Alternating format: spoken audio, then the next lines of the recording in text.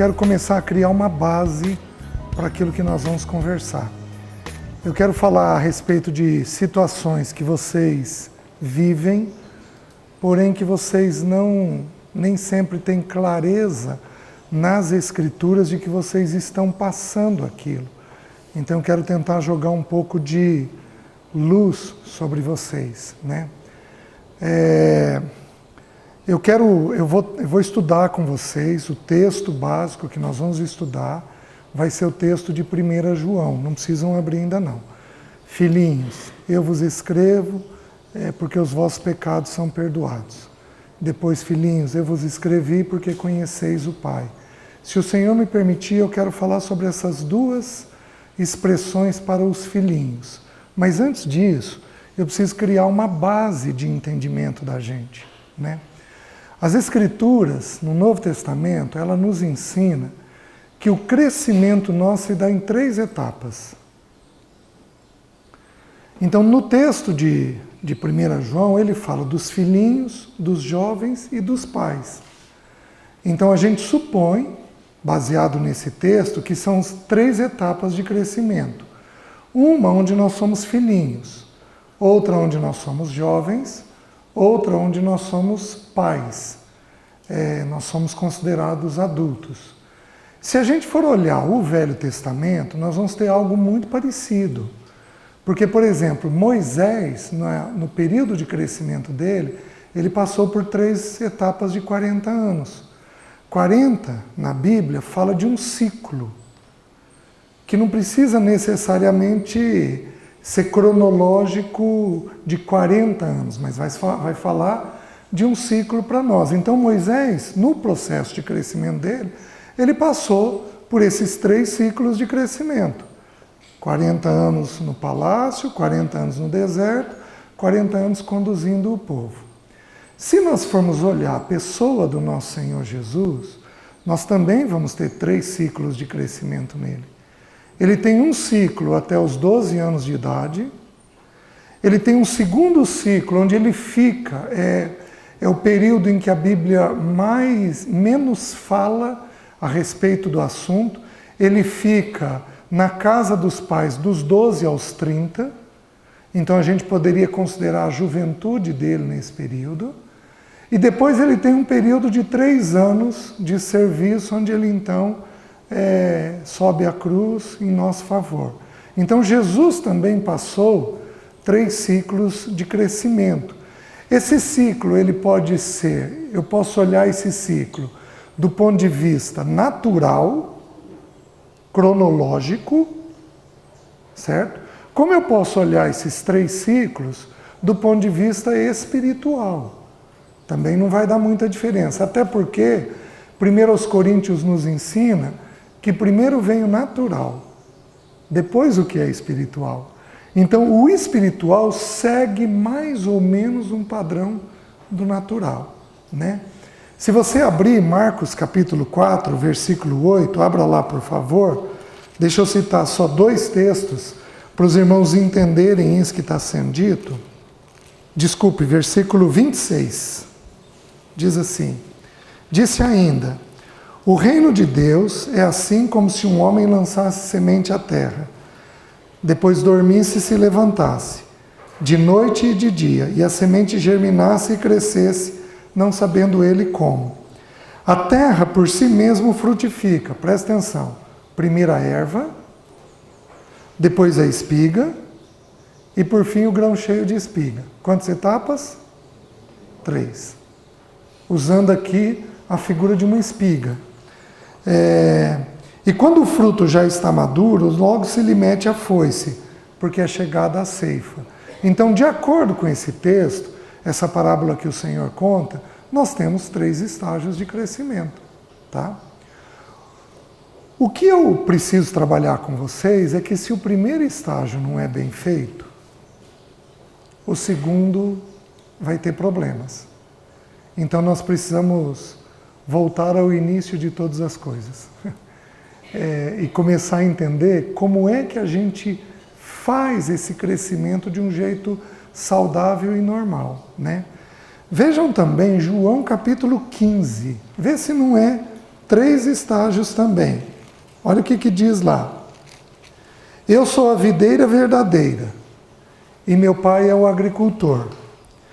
Todo ramo que estando em mim não der fruto, ele o corta. E todo o que dá fruto, limpa, para que produza mais fruto ainda. Versículo 5. Eu sou a videira, vós os ramos. Quem permanece em mim e eu nele, esse dá muito fruto. Sem mim nada podeis fazer. 3 momentos de fruto. Fruto, mais fruto, muito fruto. São os 3 estágios que nós temos que passar na vida cristã. Tá bom. Com isso em mente, vamos para o texto que nós vamos estudar. 1 João capítulo 2, versículo 12. Diz assim: Filhinhos, eu vos escrevo porque os vossos pecados são perdoados por causa do seu nome. Pais, eu vos escrevo porque conheceis aquele que existe desde o princípio. Jovens, eu vos escrevo porque tendes vencido o maligno. Filhinhos, eu vos escrevi porque conheceis o Pai. Pais, eu vos escrevi porque conheceis aquele que existe desde o princípio. Jovens, eu vos escrevi porque sois fortes e a palavra de Deus permanece em vós e tendes vencido o maligno. Então, filhinhos, jovens e pais. Tá bom. Na cultura judaica, alguns autores, eles sugerem que você não tem adolescência. Nós fracionamos, para fim de estudo, nós fracionamos em mais etapas. Então, por exemplo, a criança vai para nós até em torno dos 6 anos, o pré-adolescente vai de 6 a 12, o adolescente vai de 12 a 18, 20 anos, é um pouquinho questionável até quando vai. Nos Estados Unidos estão tentando tornar o adolescente até 26 anos. Tem um outro até que é, né? Mas é meio exceção, não é então, os médicos, a medicina, ela precisa definir até que idade, então eles colocaram 19. Então, por exemplo, um médico pediatra pode atender até que idade? Até 19. Um psiquiatra de adolescente pode atender até que idade? Até 19. Eles colocaram essa idade. Então, a adolescência vai nesse período. E depois, você entra na juventude. E em torno dos 30 anos, a vida adulta. Porém, nós temos que lembrar o seguinte: nossa base não é o que eles dizem, nossa base é as Escrituras. Tá? E em especial das Escrituras, a pessoa do Senhor Jesus. Porque o Senhor Jesus, ele é atemporal e acultural. O que é isso? Jesus não pode ser visto dentro de um tempo e dentro de uma cultura apenas. Ele viveu num tempo e ele viveu numa cultura. Mas para ele ser o Filho de Deus, para ele ser considerado o Filho de Deus, e ele poder ser aplicado a todas as eras, a todas as épocas, a todas as culturas, Jesus, por ser o Filho de Deus, ele é aplicado à cultura japonesa, à cultura africana e à cultura brasileira.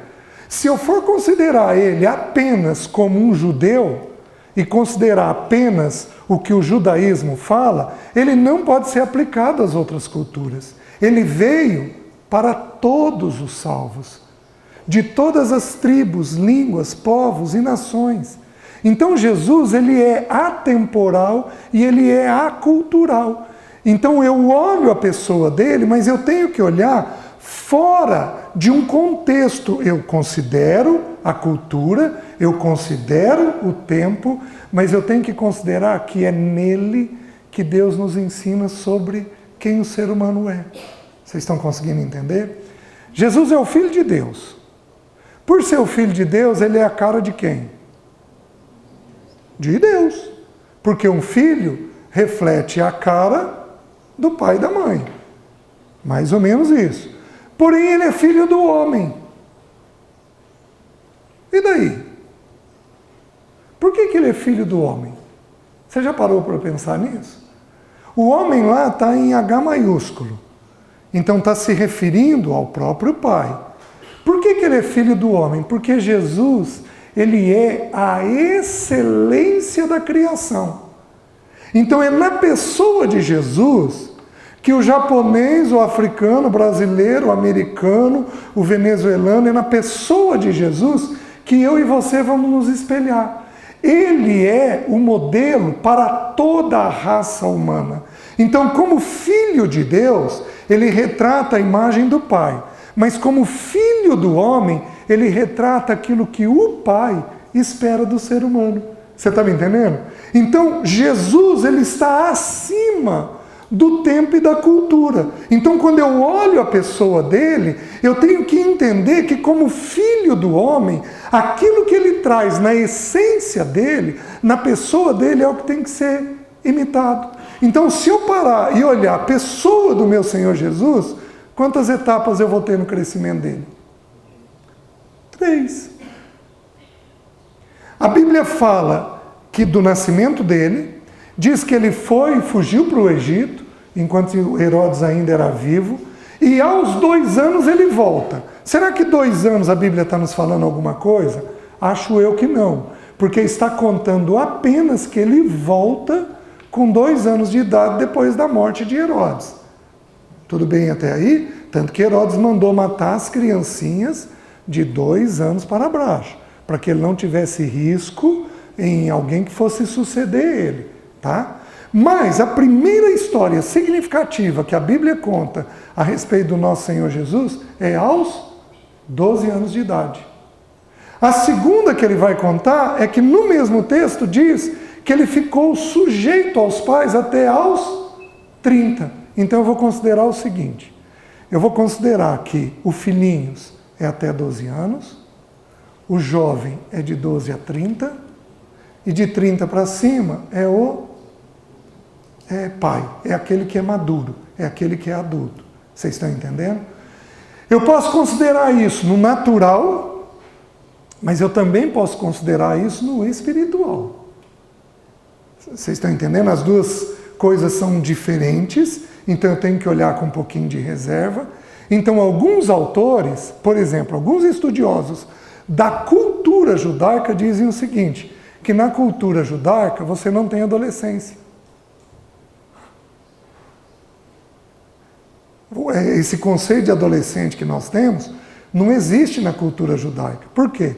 Porque aos 12 anos ele passa a ser responsável pelas coisas dele. Vocês estão entendendo? Então, dá para entender que a própria cultura facilitou esse entendimento do filho do homem, dessas 3 etapas. O texto começa assim, filhinhos.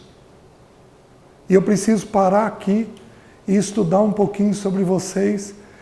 Uma coisa, a Bíblia usa isso uma única vez. Eu vou mostrar para vocês o texto. Eu quero falar sobre a natureza nossa. O texto aqui, quando o João está usando filhinhos, ele está falando para todo aquele que nasceu de novo. Faz sentido? Está claro aí no texto. Mas eu preciso, antes de falar daqueles que nasceram de novo, eu preciso falar sobre a natureza da filiação. Quantos pais você tem?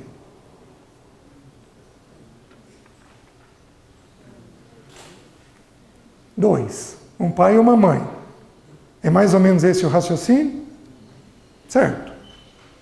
Pois eu vou te mostrar que na Bíblia você tem muitos pais. E aí vamos parar e vamos entender.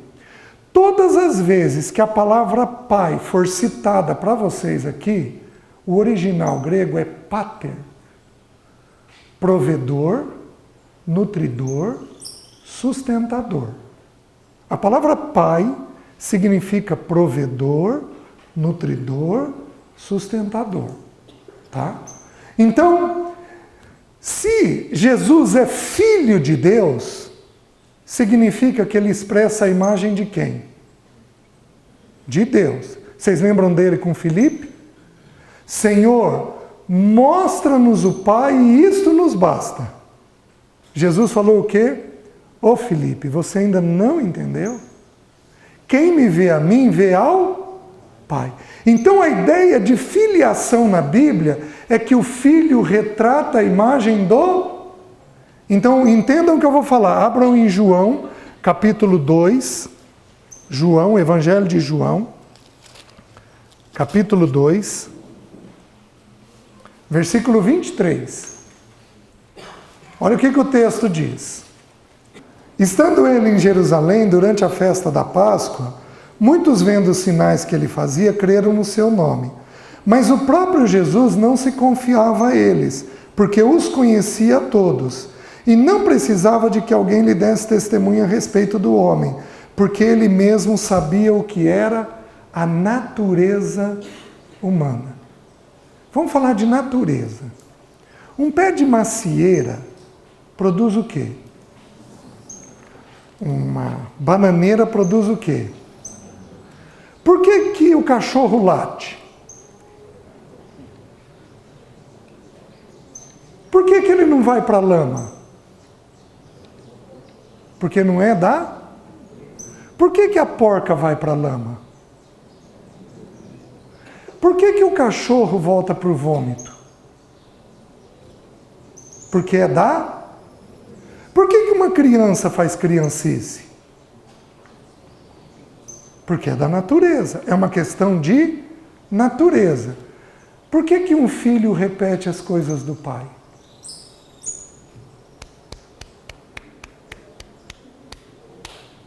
Porque é uma questão da natureza. Está fazendo sentido? A natureza produz o que é próprio da natureza. Por que um pecador peca? Porque é da... Só que entendam o que eu estou tentando explicar para vocês. Um filho,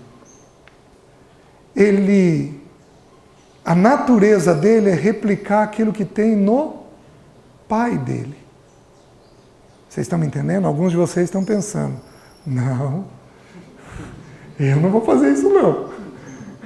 Eu não vou ser minha mãe, eu prometi de pé junto que eu não vou ser minha mãe, eu não vou imitar meu pai, você vai ver, eu não vou, eu não vou, eu não vou e eu não vou. E aí já começou a imitar.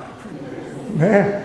O fato é que nós temos uma natureza dentro de nós, todos nós temos essa natureza.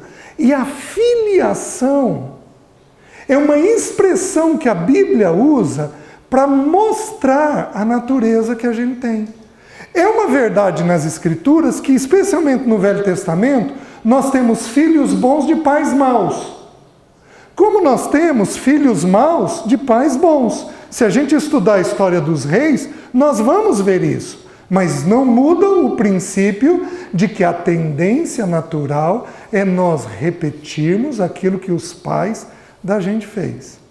Nesta ordem. Sabe qual é o primeiro pai que a Bíblia descreve para a gente? Eu estou falando daquilo que está envolvido com o pecado. Sabe qual é o primeiro? O pai diabo.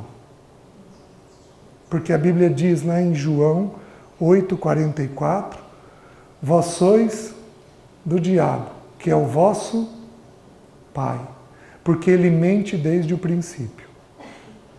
Então, se eu tenho Satanás, se eu tive Satanás por pai, é um sinal que eu expressei que tipo de pecado?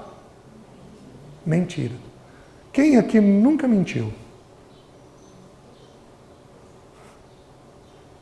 Seria a primeira vez, né? Muito bom. Por que mentimos? Porque Satanás se tornou nosso pai na nossa formação. Faz sentido? E quanto mais espaço você dá para ele, maior é o nível de mentira que você tem. Tem mentira boba? Tem mentira boba. Você arrumou seu quarto? Sim. E aí você dá um jeitinho de sair correndo para fazer alguma coisa no quarto. Uma mentira boba. A primeira vez que me deparei, eu venho de eu tive problema com mentira. Né? Mas a primeira vez que Deus me chamou a atenção, Um irmão que vocês conhecem, chamado Paulo Bornelli, ele esteve no consultório e ele falou: César, você está com tal livro na tua casa que eu emprestei? Ô Paulo, estou sim, eu vou trazer na hora do almoço. Mas eu esqueci de ver. E ele veio buscar o livro depois do almoço. Quando eu vi ele, Paulo, deixei em cima da mesa. Mentira besta, boba. Por que eu não falei, Paulo? Esqueci. Mas eu tinha um tanto de prática dessas mentiras bobas. Então, por que temos o problema da mentira, o pecado da mentira? Porque todos nós, em algum momento da nossa vida, tivemos que lançar mão disso. E o diabo, ele se fez nosso pai naquele momento. Você vem de um lar mentiroso? Teus pais têm facilidade para falar a verdade? Ou eles têm dificuldade de pôr a verdade na mesa? Lembra que mentira pode ser algo do tipo: esse estojo está na sua mão? Não. Pode ser uma mentira, tá? Ou tem aquela mentira que é uma mentira de omissão. Eu preciso falar, Lucas, com o Lucas sobre esse estojo e eu não falo com ele sobre isso. E eu precisaria ter falado com ele. Isso é omissão. Mas não falar uma verdade que eu preciso falar significa mentira, do mesmo jeito. Então eu posso mentir negando algo, assim como eu posso mentir não falando algo que eu preciso falar. Nesse aspecto, na juventude tem muita mentira. Porque alguns de vocês deveriam falar com os pais de vocês algumas coisas que vocês estão vivendo, vocês simplesmente não falam. Isso é uma mentira por omissão. Vocês estão entendendo? Por que temos isso? Porque, de uma certa forma, Satanás foi um pai nosso em algum momento da nossa vida. Outra forma de mentir é exagero. Ninguém me ama. Nenhuma menina aqui fala isso, né? Para mim nunca dá certo. Eu não vou conseguir. Ninguém quer saber de mim. Todo mundo me odeia. E vai por aí afora. Vocês estão me entendendo? Excessos de número, de tamanho, de quantia, excessos também retratam mentira. O ideal é que a nossa fala fosse o mais exata possível. Seria o ideal. Não precisamos radicalizar. Vocês estão entendendo? Não precisamos chegar ao ponto de radicalizar. Nossa, tinha 123 jovens no acampamento, tinha mais 8 pessoas na cozinha, então já vai para 131. Aí tinha mais 3 que cuidaram do carro, mais 2 motoristas do ônibus. Não, nós não precisamos. Pera, deixa eu contar quantos tinham lá. Não, mas a gente deveria ser o mais preciso possível, com normalidade, dentro daquilo que nós falamos. O problema, meus queridos, é que alguns de nós vieram de ambientes em que Satanás tripudiou no sistema familiar. Foram sistemas familiares muito mentirosos, mas muito mentirosos. Aqui as meninas levam uma vantagem sobre os rapazes. As meninas têm um pouquinho mais de coragem de lidar com a verdade do que os meninos. Então as meninas podem aprofundar as coisas com um pouquinho mais de facilidade. Os meninos têm mais dificuldade disso. Então os meninos têm um risco um pouquinho maior de mentir. Faz sentido isso para vocês? Não? Por que a menina lida com a verdade mais fácil? Porque vocês menstruam. Vocês lidam com dor muito cedo. Porque vocês têm uma visão diferente da gente. Homem, mas depois a gente fala sobre isso, ele enxerga estreito e longe. Mulher enxerga curto e aberto. Então mulher tem muito detalhe das coisas. Eu vou chegar em casa, a Alice vai me perguntar, como é que foi o encontro? Eu, como um bom homem, responderia, foi bom. Gente, mas não está de bom tamanho? As meninas querem morrer, né? Se ela tivesse ido no encontro e eu perguntasse, Como é que foi o encontro? Nossa, César, que grupo maravilhoso. Distribuíram cadernetinhas com adesivo para eles. Foram tão cuidadosos com eles. Você não sabia a simpatia que esse pessoal era. Então, a mulher, ela tem detalhes. Então, ela lida com a verdade um pouquinho mais fácil do que nós lidamos. Nós, às vezes, não vemos, simplesmente não vemos, não percebemos, mas algumas outras ocasiões a gente vê, mas a gente tem dificuldade do trato com isso. Então, dentro da nossa natureza está plantada a questão da mentira. E como é que vamos fazer com isso? Porque o que liberta? Qual o texto? João 8,32. E conhecereis a verdade, e a verdade vos libertará. O que une duas pessoas? Serviço é delicioso, o Lucas servir a Mariana é delicioso, mas não une. Sexo é uma coisa única, mas não une. Nas Escrituras, o que une é verdade. 1 João 1,7, não precisam abrir.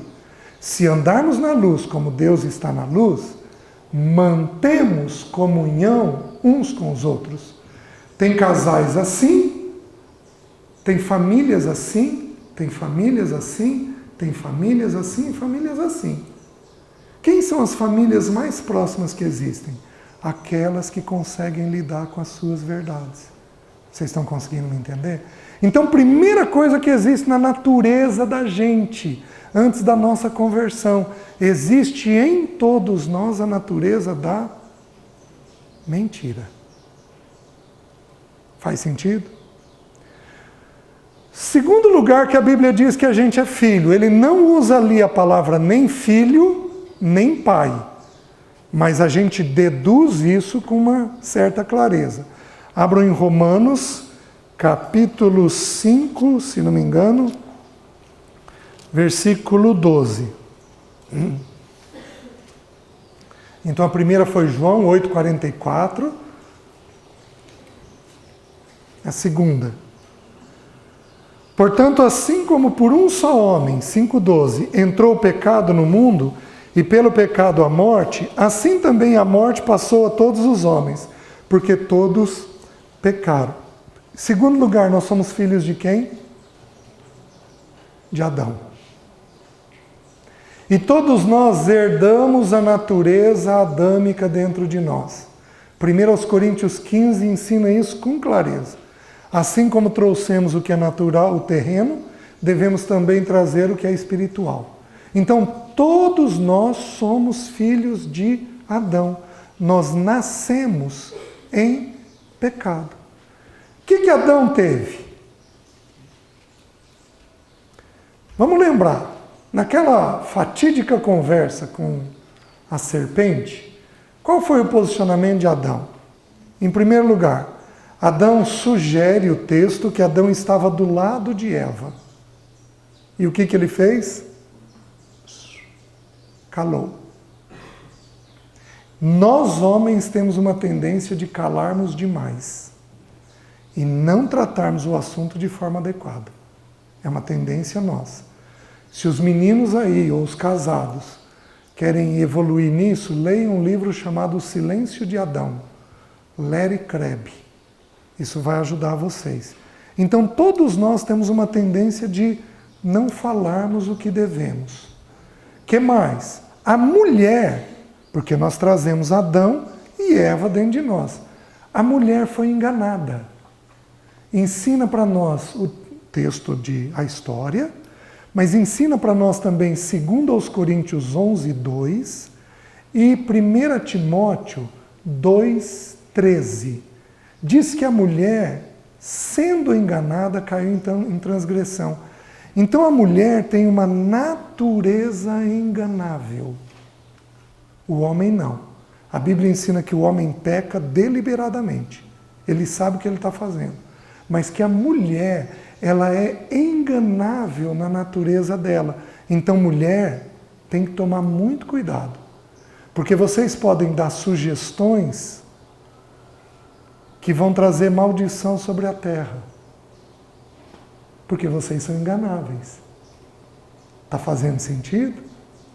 Lembra que quando Deus estabeleceu a maldição para Adão, para Eva, lembra o que Deus falou para Adão? Falou, visto que ouviste a voz de tua mulher, maldita é a terra.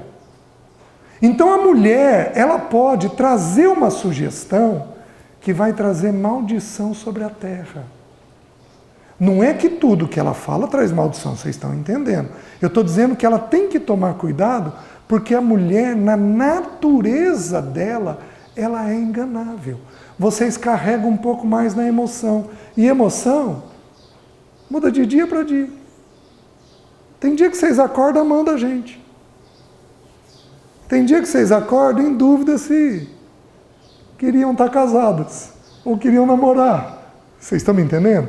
Então tem dia que vai muito bem, tem dia que é mais difícil. Isso é da natureza feminina da mulher. E a mulher então tem que cuidar com essa natureza dela. Que mais? Adão deu no pé. A hora que ele viu que ele tinha pecado, o que ele fez? Fugiu. Ele fugiu de que jeito? Cozeu folha de figueira. Então ele escondeu. Nós vamos conversar talvez amanhã sobre isso. Por que a desobediência de Adão e Eva apareceu em forma de sexualidade?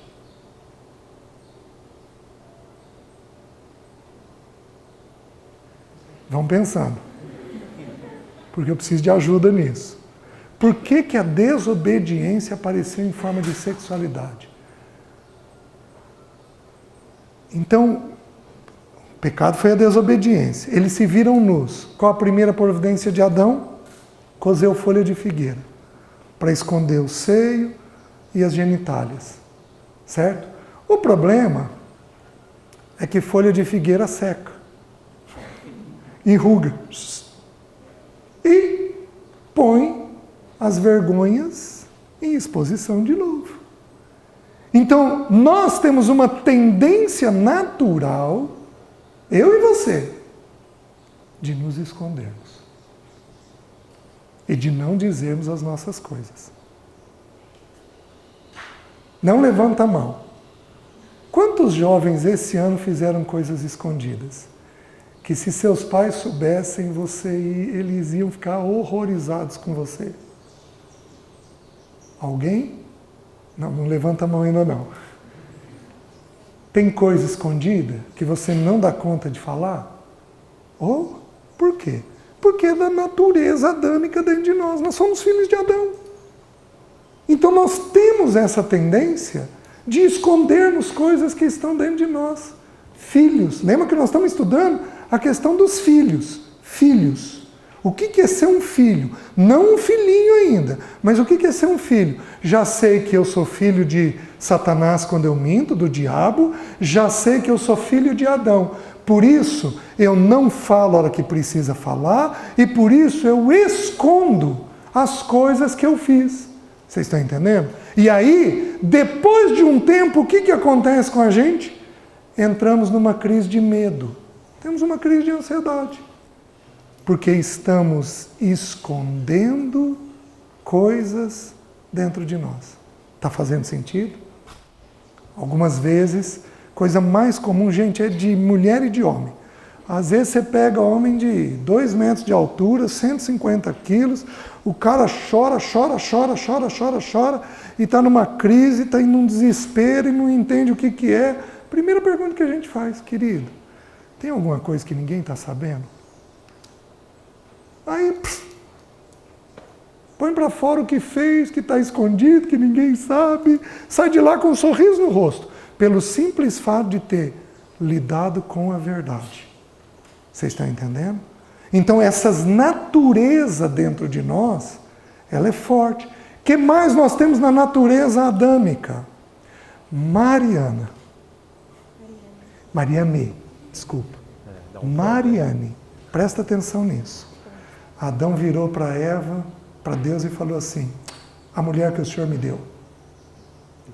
Então na cabeça do homem, quem que é culpado? A Mariane. Homem tem a tendência de culpar a esposa. Porque isso é adâmico dentro de nós. Os casados, quem é casado aqui mesmo? Levanta a mão. Certo. As irmãs, eu estou certo ou não?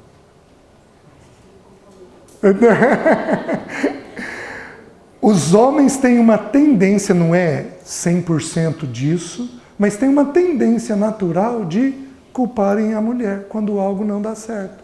Porque isto é adâmico dentro de nós. Vocês estão entendendo?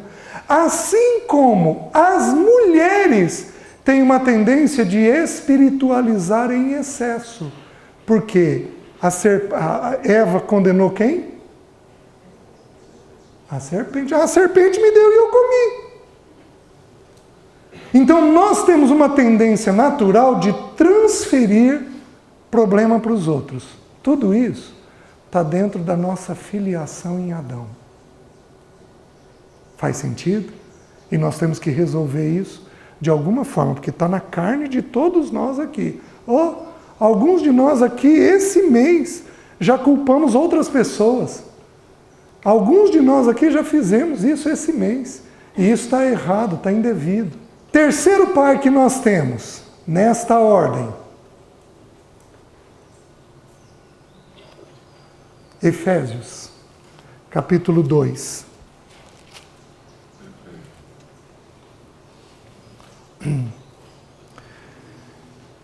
Versículo 1. Ele vos deu vida, estando vós mortos nos vossos delitos e pecados, nos quais andastes outrora, segundo o curso deste mundo, segundo o príncipe da potestade do ar, do espírito que agora atua nos filhos da desobediência. Aqui, o príncipe da potestade do ar, quem que é? Satanás. Tudo bem. Então ainda é um efeito do pai diabo dentro de nós. Mas nós somos filhos da... O que nós vamos fazer? Desobedecer. Você vai desobedecer. Gente, a gente pega a criancinha de 2 anos de idade. Né? Cadê o controle da TV? Não sei. Querido, cadê o controle da TV? Não sei. Ele está segurando o controle da TV. 2, 3 anos de idade, uma mentira deslavada. Você está com a mão na tomada? Não. Não põe a mão na tomada. Eu não estou com a mão na tomada. Desse jeito. Por que que tem essa natureza da desobediência dentro de nós? Porque nós somos filhos de Adão e filhos de Satanás. E não só isso. Se você seguir o texto, ele vai dizer assim: entre os quais também, versículo 3, todos nós andamos outrora, segundo as inclinações da carne, fazendo a vontade da carne e dos pensamentos, e éramos por natureza filhos da... Agora mais uma coisa. Então todos nós somos filhos da ira, merecemos o julgamento de Deus. Você está entendendo? E aqui eu posso expandir um pouquinho esse tema. Nós temos que entender que tudo que nós fazemos tem consequência. Certo? Vocês estão aí na idade de começar a se definir. Quem quer um salário de R$2.000 a partir de hoje? Um de 5. Você quer um bom salário? Quem daqui 3 anos quer ter um salário de 10.000? Preste atenção. O salário do pecado é a morte. É o salário mais certo da vida. É o salário mais certo da vida. Este é pago. A empresa não quebra. Vocês estão me entendendo? E aí o tamanho do salário que você vai ter vai depender do tamanho da arte feita. Artes menores, um salário menor. Artes maiores, pecados maiores, um salário maior. Só que me acreditem, não só porque as escrituras estão dizendo isso já seria suficiente, mas queridos, como é impressionante, como que ele é pago, como que ele vem. Ele é um salário certeiro. Então eu posso destrinchar essa ira, não falando apenas do inferno. Eu posso destrinchar essa ira falando também da consequência dos pecados que nós temos. Vocês estão me entendendo? Por quê? Porque se eu errar, ele simplesmente vai vir. Não vai ter jeito. Se eu pecar, ele vai vir sobre mim. Então eu também tenho isso sobre mim. Eu tenho que lembrar que na desobediência, eu também vou ter uma ira. Que na desobediência eu tenho uma consequência. E Deus estabeleceu uma regra áurea. Plantou, colheu. Por que nós temos o problema que nós estamos tendo no nosso país? Porque o nosso país é um país, dizem os especialistas, de impunidade. Você não tem punição. Então, pelo fato de você não ter punição, as pessoas se sentem no direito de fazer. Não teve consequência, não tem punição, as pessoas se sentem na liberdade de continuar fazendo. O que Deus fez com o seu povo? Pecou, ele dá uma puxadinha de orelha. Às vezes, as duas ao mesmo tempo. Ele é um pai amoroso nisso. Por quê? Porque se ele deixar a gente sem punição, onde é que você vai parar? Então, o que ele faz? Ele vem e corrige a gente. Vocês estão conseguindo entender? Eu tive uma crise violentíssima na idade de vocês. Eu me converti com 15 anos de idade. Uma mente mais vendida à escravidão. E aí o Senhor pôs em ordem, começou um trabalho em mim, foi pondo em ordem. Mas quando eu atingi 21, 22 anos, eu comecei a esconder algumas coisas. Gente, depois de um ano escondendo, tive uma crise violenta de ansiedade e depressão. Mas violenta, de ansiedade e depressão. Nem sempre a crise de ansiedade e depressão é porque você escondeu. No meu caso foi. Gente, eu estava tão fragilizado que tudo que as pessoas falavam, eu acreditava como se fosse para mim. Aí comecei a trabalhar diante de Deus. Foram 4 anos nesse trabalhar. Eu sou outra pessoa. Depois que eu entendi o processo, eu aprendi a lidar com o pecado, aprendi a confessar o pecado, a pôr as coisas na mesa, a lidar com aquilo, eu sou outro homem. Minha família é outra por causa desse momento, daquilo que Deus fez comigo. Então, eu olho para trás e eu não quero voltar para aquela crise nunca mais. Mas eu sou extremamente grato ao Pai, porque Ele me corrigiu, Ele me tirou do pecado. Usando aquela crise. Vocês estão entendendo? Então, Deus vai lançar mão de algum recurso para não te deixar caminhar dentro do pecado. Está fazendo sentido? Certo. E o último Pai Nosso, 1 Pedro 1,18. Lá diz assim, 1,18. Sabendo que não foi mediante coisas corruptíveis como prata ou ouro, que fostes resgatados do vosso fútil procedimento que os vossos pais vos legaram. Nossos pais nos delegam o quê? Um fútil procedimento. O que é fútil? Vazio. Então tem alguns pecados que nós temos, que eles são pecados familiares. Tem alguns pecados que nós temos que são pecados familiares. Então a mentira é o pai diabo, a desobediência, a transferência, a ira, tudo isso é fruto do diabo e de Adão, são os dois principais pais. E aí eu tenho agora os meus próprios pais que ensinam a gente a pecar. Então nós temos que lembrar que o Velho Testamento ensina que a bênção e a maldição repetem. Que a maldição duraria até 1000 gerações seguintes e que a bênção duraria até a 3ª e 4ª geração. A maldição duraria até a 3ª e 4ª geração. Então os pecados podem ficar concentrados numa casa até a 3ª e 4ª geração. Vocês estão me entendendo? De que jeito que a gente aprende isso? Observando. Tem pecado que é aprendido por convivência. Quer ver uma coisa? Quem aqui é irritado? Levanta a mão. Levanta alto. Isso, com admissão. Quantos desses que levantaram a mão tem pai ou mãe irritados, tem ambiente briguento? Está aí. Um pecado que é repetido. Só vou citar o texto. Se não me engano, Provérbios 22, versículo 24, diz assim: não te associes com o colérico, para que não aprendas as suas veredas e te torne semelhante a ele. Mas tá bom, mas e quando o colérico é o pai e a mãe? Como é que eu não vou me associar? Eu estou lá dentro de casa. Gente, só a cruz. Só o poder da cruz para nos libertar disso. Então nós precisamos entender que todos nós aqui temos forças pecaminosas agindo sobre nós. São modelos que a gente viu dentro do sistema familiar. Isso está lá dentro de nós. Vocês estão me entendendo?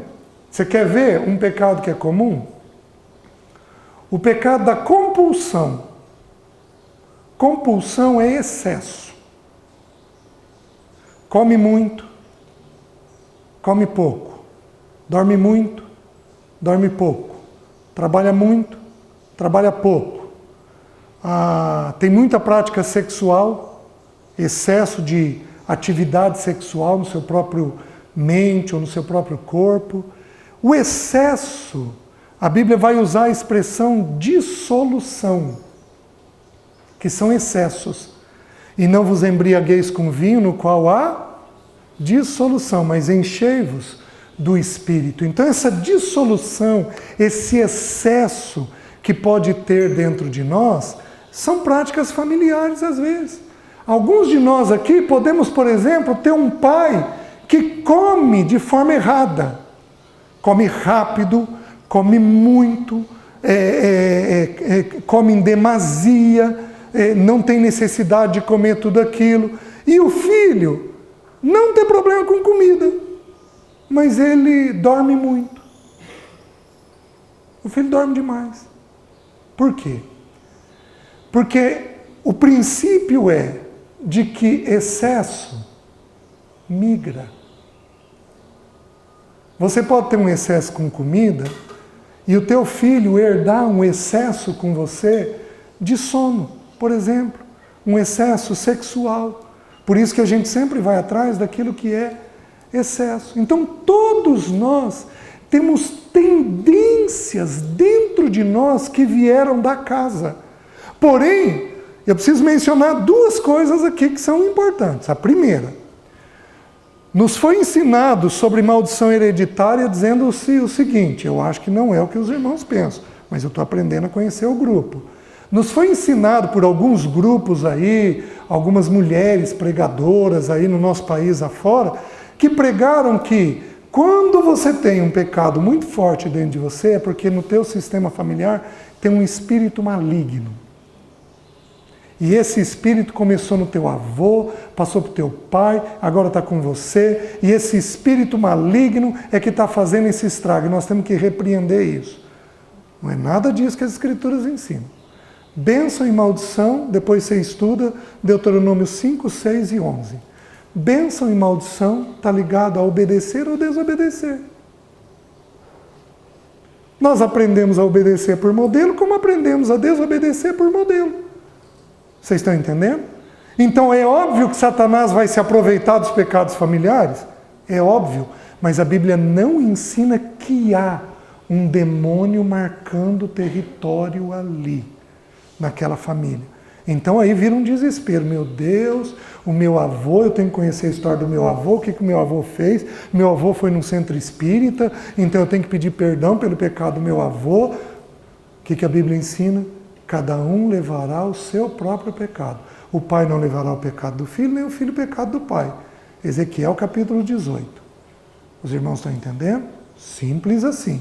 Segunda coisa, Não é porque eu estou falando para vocês que nós temos tendências pecaminosas que nós vamos agora nos concentrar em genealogias. Porque a Bíblia diz explicitamente em 1 Timóteo e Tito que não é para a gente fazer como algumas velhas caducas, que se detém em genealogias sem fins. Ô Lucas, porque teu pai, e aí o pai do teu pai, o teu avô, e aí o teu tátara. Então, ó, as histórias que eu sei é isso daqui, ó. Então, é por isso que você está com esse pensamento aqui. A Bíblia diz que isso é genealogia sem fim. Não é para a gente se prender nisso. O que nós vamos fazer? Nós vamos, de forma objetiva, entender que nossa família de origem, pai e mãe, tem determinados pecados que atingem a nossa vida. E que nós temos que cuidar para que aquilo não permaneça dentro de nós. Vocês estão entendendo? Tem famílias aqui que têm tios, avós, às vezes, que foram preguiçosos. Então, na hora que você tiver filho, ó, eu vou cuidar para que meu filho não repita isso daqui. Tem famílias compulsivas. Eu vou cuidar para que minha família não repita isso daqui. Tem famílias sexualizadas. Ó, sexo é um assunto que nós temos que cuidar. Cuidar demais. Por quê? Porque está presente no nosso sistema familiar. Vocês estão conseguindo entender o que está sendo dito? Né? Então, nós temos que saber da onde nós viemos e quais as tendências que existem dentro de nós. Vocês estão entendendo? Isso daí é conversa que se resume em 15 minutos. Em 15 minutos depois você resumiu. Depois de alguns anos pensando nisso. Ó, minha família tem essa tendência, essa tendência, essa tendência e essa. Eu tenho que cuidar com esses 4 pecados. Desses 4, esse e esse pegou a minha vida. É uma tendência que eu tenho. Senhor, me ajuda, pelo poder da cruz, a lidar com isso daqui. Está fazendo sentido, meus queridos? E então nós vamos entendendo a lidar com essa natureza da filiação que nós temos dentro de nós. Vou avançar um pouquinho. Nós temos, os neurônios se juntam e formam um fiozinho, formam um fio. No vídeo o Ivan vai colocar a foto do neurônio para vocês. Tá? O Ivan é caprichoso nisso. O neurônio forma um fiozinho. Tá? E aí ele abre 5 frentes. Cada frente dessa é mais um fiozinho. Aí faz mais um fio, 3, 4, 5 frentes. Nós temos 64 mil quilômetros de fios no cérebro. 64 mil. Dá para dar 2 vezes a volta na Terra. 2 vezes a volta na Terra. Vocês estão entendendo? O que acontece? A ciência descobriu, porém a Bíblia já tinha dito isso. Quando Elias entrou numa crise emocional, o que o anjo falou para ele? Come, bebe e dorme. Hoje a ciência descobriu que o neurônio ele é renovado no sono. Então a estrutura dele, ela fica renovada, ela fica com o tônus da estrutura dela, com a fisiologia dela, com a biologia dela, fica como se tivesse novo. Por isso Deus pediu para o nosso devocional ser de manhã, porque é a maior capacidade de aprendizado que a gente tem. Está fazendo sentido? Então o sono é um assunto que tem que ser preservado a todo custo. Tá bom?